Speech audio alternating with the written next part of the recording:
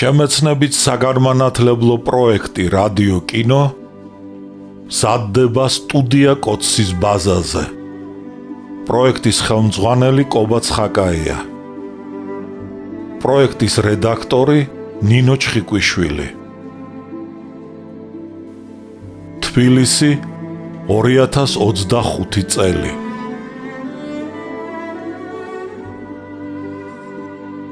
ალექსანდრე ქუთათელი, პირისპირ, რომანი 2 ტომად და 4 წიგნად. პირველი ტომი, წიგნი პირველი. ნაწილი პირველი.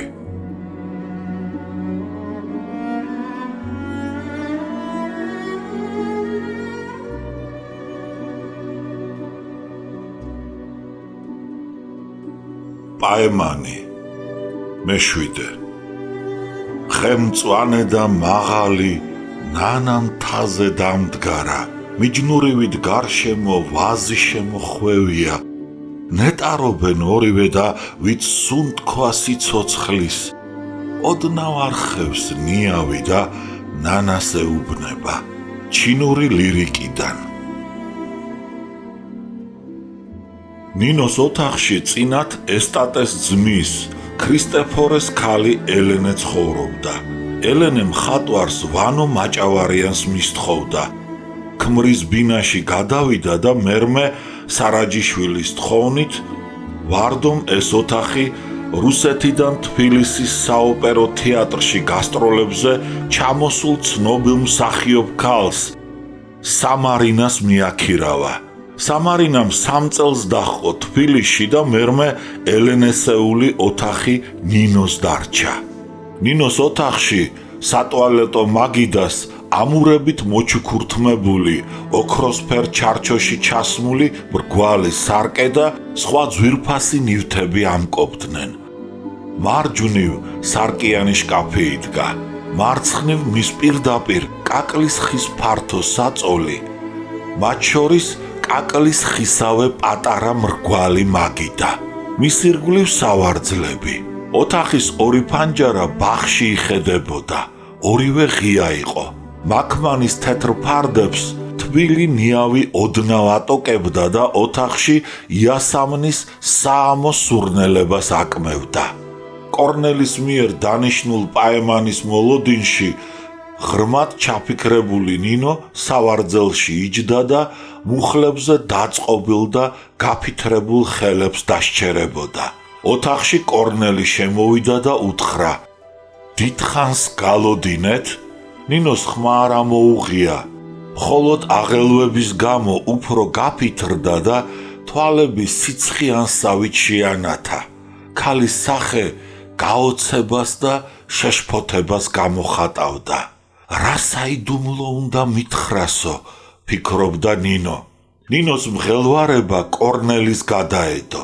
იგი დაიბნა, ოთახში გაიარა, ფანჯარასთან მივიდა, ფარდა ასწია და ბაღში გაიხედა.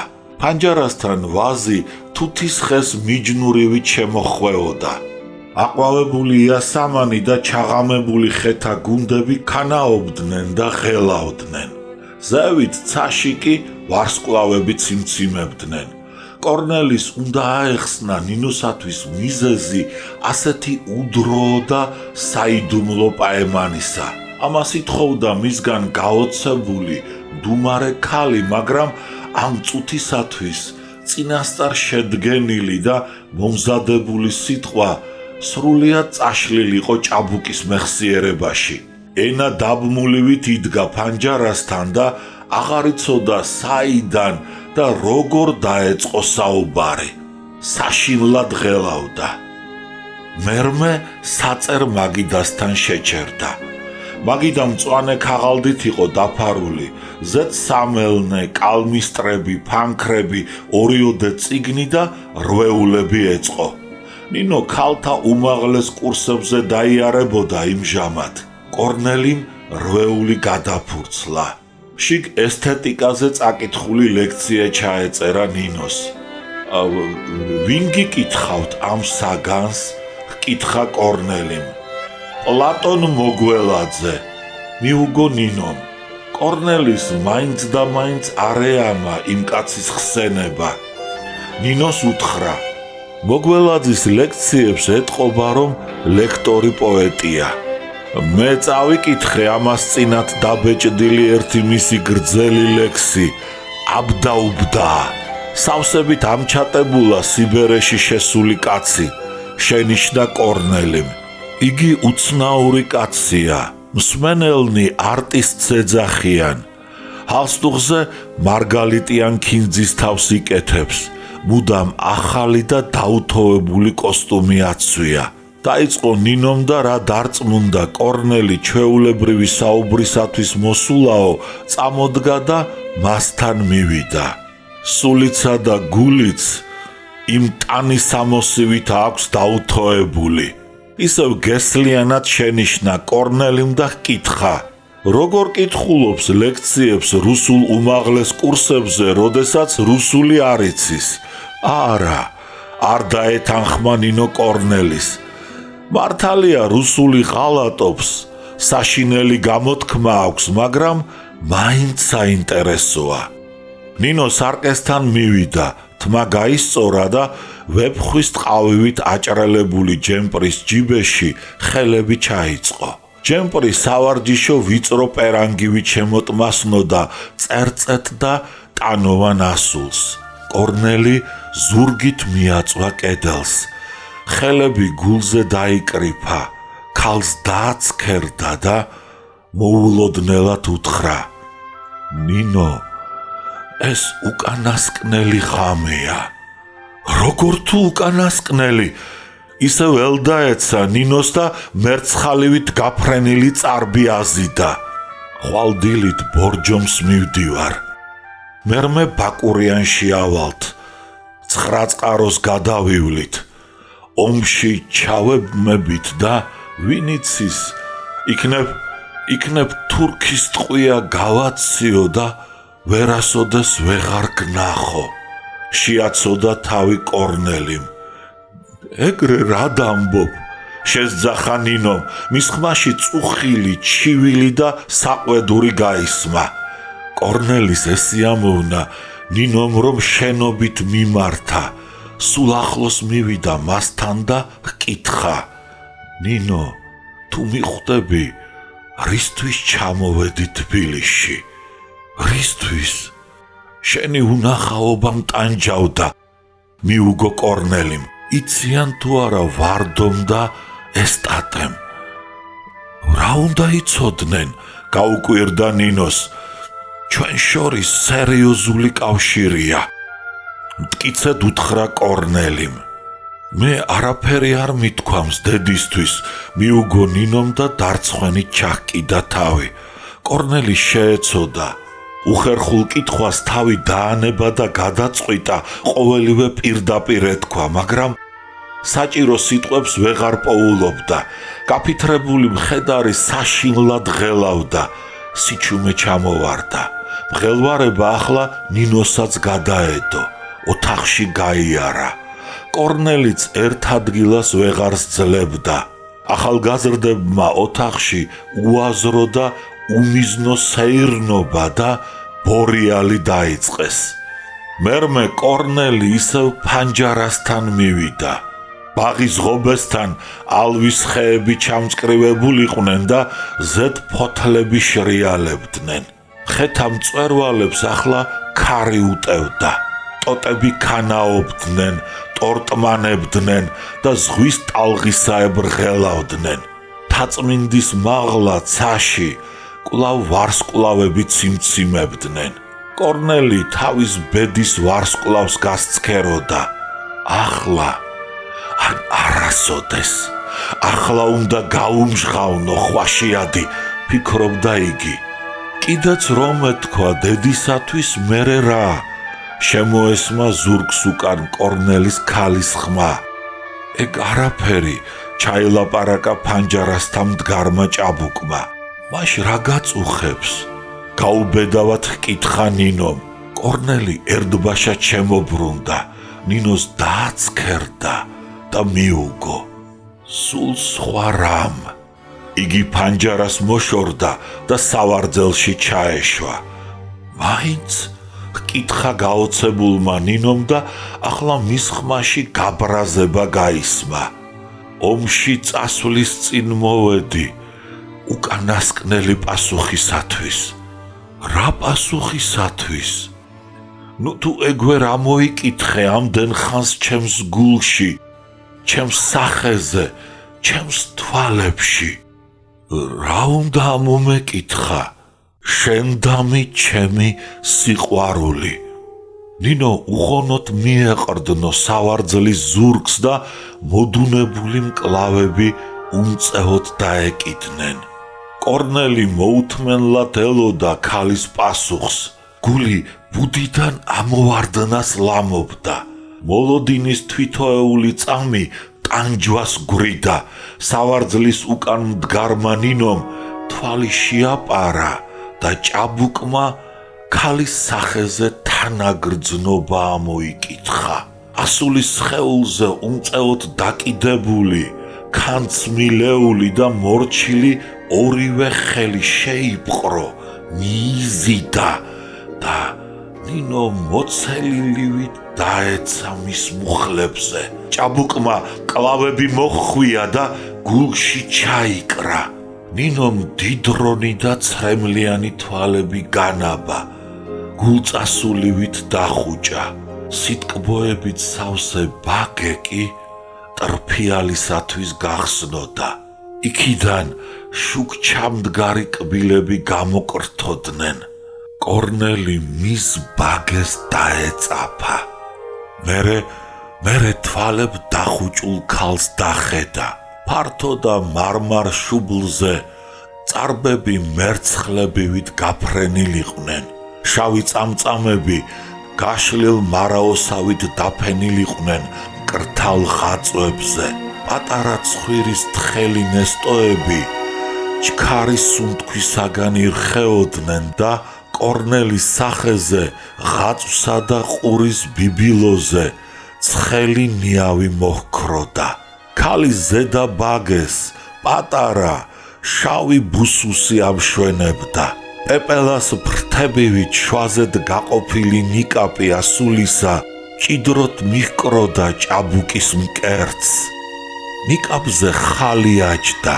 თითქოს ძვირფასი ქინძისთავით გასრული თეთრი პეპელა ბუნების მეტყველს ფიცარზე მიუჭედნიაო.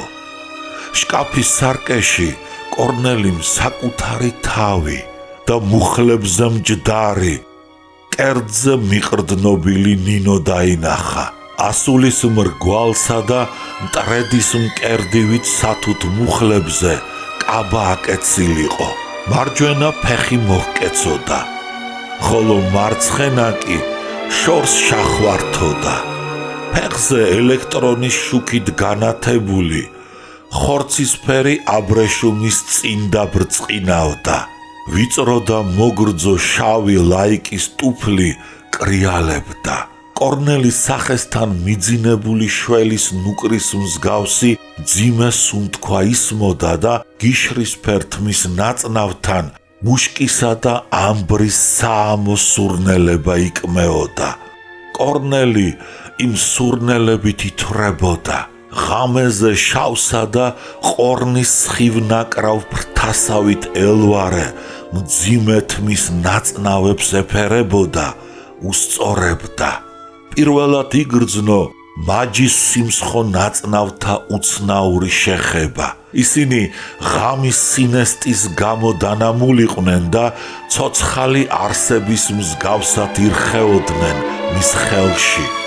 შეუმჩნევლად მიქროდნენ წუთები. ნაშვაღამევს სინათლე ჩაქრა. თვალი ბნელს მიეჩვია და კორნელი ნათლად არჩევდა ახლა ქალის სახეს და ყოველ საგანს. ღია ფანჯრის ახლოს იასამნის მტევნები ისევ სიზმარივით ირხეოდნენ ეთერში. შორს მთაწმინდა სჩამდა. თბილის ვარსკვლავებით მოჭედილიცა დახაღადებდა. კორნელი უსაზღრო ბედნიერებას განიცდიდა. ნეტავ მარადჟამ გაგრძელებულიყო ის ღამე, არ დაეძებდა. მთელი მისი არსება სანეტარო და გამოუცდელი განცდით აღივსო. უცხო ჩანგივით მოიმართა და აჟღერდა. ამ სანეტარო ჟამს ცოლქმრობაზე ლაპარაკი აზრადაც კი არ მოსვლია.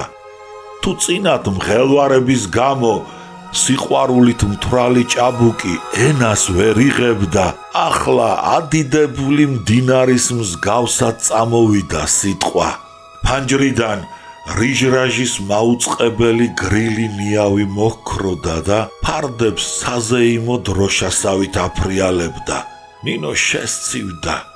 უფრო მჭიდრო ჩაეხუტა კორნელის და ჩურჩული წარმოსთქვა. ჩემო კორნელი. ეს ორი სიტყვა ჩუმი და საამო ხანგივით მოესმა ჭაბუკს. სმენა აღსოდა იმ ორი სიტყვით.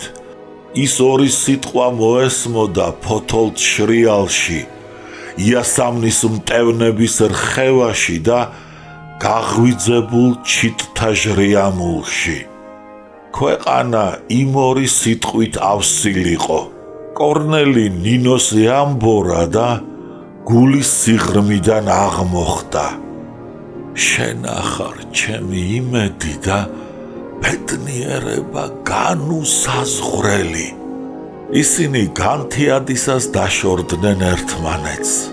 კორნელი ფეხაკრეფით შევიდა თავის ოთახში. ფანჯარა გამოაღო და თებს და ქალაქს გახედა. ჭაბუკი usazღრო ბედნიერებას, სულიერ განახლებასა და განწმენდას გრძნობდა. მას აღმაფრენა ბრძოლა და ბრძოლის ველზე გმირობის გამოჩენა სყუროდა. არ ეძინებოდა, ფანჯრის მოაჯირზე იჯდა, განთიადის მოციმციმე ვარსკვლავებს მიშტერებოდა და უცნაურ საგალობელს უმღეროდა. ჰოი შენ ვარსკვლავო, შუქურავ განთიადის მაუწყებელო, შენი ციმციმი არის სანეტარო მტკვარსა, ევფრატსა და საარაკო შორეულ ჰანგზე. ეგ შენი ბრწყინვა საიმედოდ უჩანს მეზღვაურთა და მოგზაურთა. შენ ბედის ვარსკვლავს გარქმევენ კაცნი, მაგრამ ხარ უბედური, რადგან შენთვის უცხოა გრძნობა სიყვარულისა, სიკეთისა და სათნოებისა. მერმე მტრედისფერიცა გაფითრდა. შუქურა ჩაქრა, აღმოსავლეთი ვარდისფრად შეიღება. ბაღი ვარდთა და ყვავილთა სურნელებით, ჩიტთა ჟრიამულით აღივსო და ხანძარში გახვეული ძლეთამძლე მზეც ამოვიდა. კორნელი საწოლზე დავარდა. სახე ბალიშში ჩაფლო და უსაზღრო ბედნიერებისაგან მოზღვავებული ცრემლით დაასველა.